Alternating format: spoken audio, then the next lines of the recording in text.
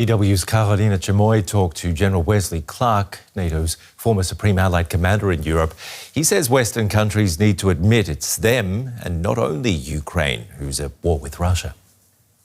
We're standing here with General Clark. General Clark, thank you so much for this interview with DW.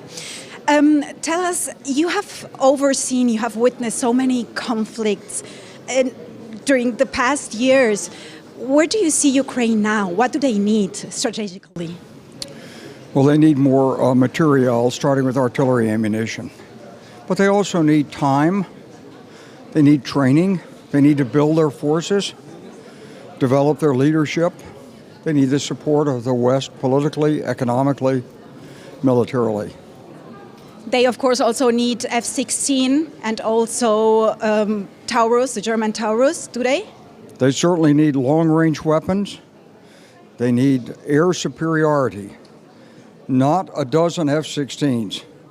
They need several hundred modern aircraft. And they need not only the Taurus missiles, but other ballistic missiles. They need to be able to strike deep into Russia. General, but one of the arguments why Germany, the United States, the European Union are afraid of delivering this kind, especially the kind of long-range weapons, is that Ukraine could then also reach Russia, and the United States, the Western countries, would be involved in this war in a very active way. Isn't that a risk? Well, it certainly would be an inconvenient fact, wouldn't it? That Western countries would have to recognize that Russia is at war with the West. Ukraine is just the victim. This is the crocodile that wants to eat its victim one leg or arm at a time. And so there's no indication really that Putin is going to be satisfied with Ukraine. He said the opposite. But would you say the priority is Ukraine for Western countries, or should be?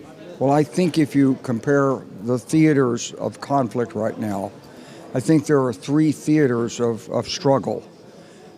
China and Asia, and China is increasingly assertive, and we certainly don't want war over Taiwan.